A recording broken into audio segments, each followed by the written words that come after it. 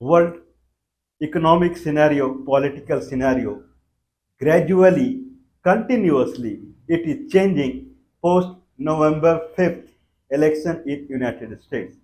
It is being observed everywhere that it is changing. The way America was controlling, United States was controlling politically and economically world. Now that the tightening is loosened, it is becoming loose day by day. This is being felt everywhere. It is being felt in India also, everywhere. Now, if that is the scenario, America first, American first, and all the money that is generated in America as far as taxpayers' money is concerned, all money should be invested inside America only to the prosperity of the every common man, and no one should be left jobless and homeless. So that is the concern, and people would see how much Donald Trump would fulfill the pledge, the promise he has made to the people, toward the commitment toward the people. That is what someone would observe in United States post 20th of January when he would take the oath. But before that only, scenario is changing everywhere. People are feeling it. Means it's getting different day by day. Next day is different to the previous day. People are feeling it.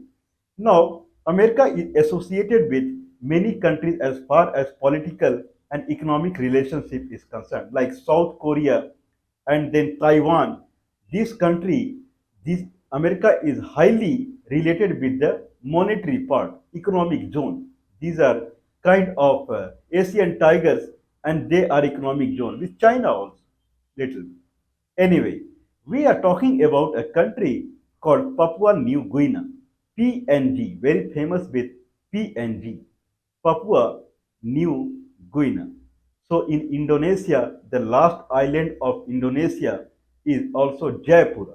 Jayapura is a town in a in a very big island called Guinea. And in the Guinea, there are two parts. One eastern part belongs to a country called Papua New Guinea, and western part belongs to Jayapura region that belongs to Indonesia. So Indonesia was Dutch colony earlier, and whatever Dutch rule was there, that became Indonesia. Okay, so Indonesia is not a country; it is part that was given by Dutch to them. Whereas eastern part is a new country, Papua New Guinea. It got independence from Australia in 1975, and United States recognized Papua New Guinea in 1975 as an independent country. It established diplomatic relationship with Papua New Guinea. It opened embassy in Port Moresby. Port Moresby, where the United States had opened its embassy, and Papua New Guinea, it opened its embassy in Washington DC. So America and Papua New Guinea, they are coupled with each other. Now the trade between America and Papua New Guinea is typically around $100 million per year. Not bad.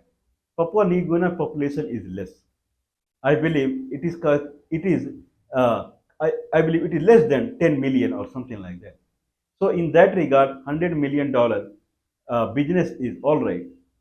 Okay, but Papua Guinea has big trade relationship with Australia. Australia is nearby, around around I believe $5 billion is the trade with Australia per year. $5 billion. Australia is considered as counterpart or proxy of United States that is in Pacific Ocean. This is what the Australia is. Means whatever United States want to do, it does through Australia in that region. This is what people say. Now, into why Papua New Guinea is the news now? Why we are covering Papua New Guinea? In 2023, there was a supernova explosion that happened in this that region. Australia, it started a kind of a trade. It started a more relationship with Papua New Guinea in 2023. Australia support Papua New Guinea by I believe in 2000 by 2022.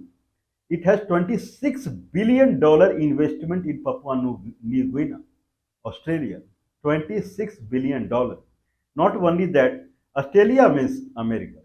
So Australia has provided around $3 billion loan to the kind of Papua New Guinea. I mean, it helps Papua New Guinea to get the loan also.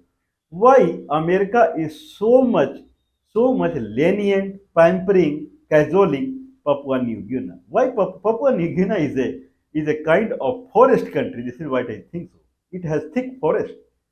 In that sense, why America, Australia, they are behind Papua New Guinea. 5,000 Australian companies, they are operating in Papua New Guinea, either exporting or foreign direct investment, whatever it is. Can someone believe this? Papua New Guinea is a new country. 5,000, not 500 or 50.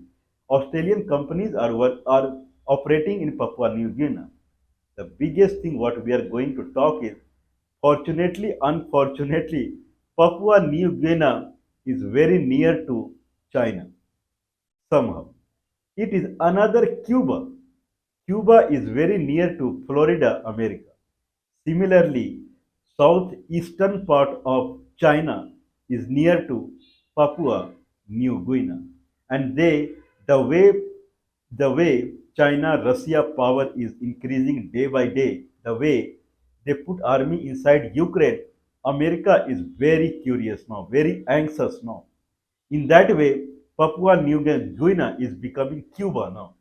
And in 2023, America made a kind of military or strategic agreement with Papua New Guinea, opening naval base and Air Force base in Papua New Guinea in 2023, looking the expansion of Chinese power army towards Taiwan and every other thing.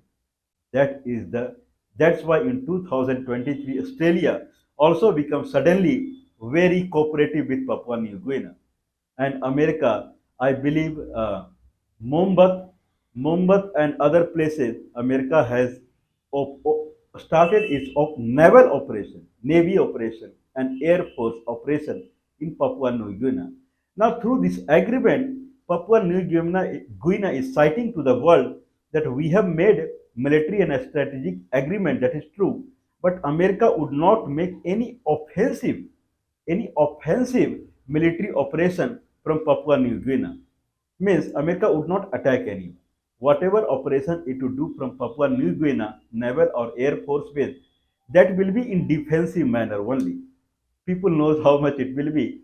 And the students in colleges, engineering colleges or other places in Papua New Guinea, they started opposing America in a way that these kind of deals should be transparent. This is a very big thing that you are opening your full country for United States to operate on military base. This is very big development has happened globally as far as the military operation is concerned. If that is the case, then Papua Guinea is certainly receiving heavy economic fund from the America. That is for sure. Now, the same question is arising when America post this election. American people are not happy with America's control over world as far as multinational companies is concerned, and America military operation here and there means spending globally, and people at home they do not have job and they do not have home. In that sense, America is forced by people to do operation, economic operation inside the country only, not going outside Papua New Guinea and Ukraine and Israel and showering money on them. Not required. People are kind of hungry in a sense they do not have any job. If this is the situation that will prevail in United States post the oath of Mr. Donald Trump, then question is arising what will happen to Papua New Guinea. Papua New Guinea is a country that is completely dependent upon Australia and partners of Australia like I mean dependent upon United States and partner of United States like Australia. If these countries they start looking inward rather than outward, then what will happen to Papua New Guinea? These countries earlier they were dependent upon India completely. India's trade used to happen through Indonesia, Papua New Guinea, and then Polynesia, and then South America. Okay, I mean, then Micronesia, Polynesia, South America, North America, Micronesia to Japan, China, New Zealand, and then through Papua New Guinea, only Australia and New Zealand. So that was the kind of story. But anyway, as I always say, India in no situation to help anyone. When people are helpless in India itself, what country would help to other people? God self Papua New Guinea and God self United States. I believe Australia should take care.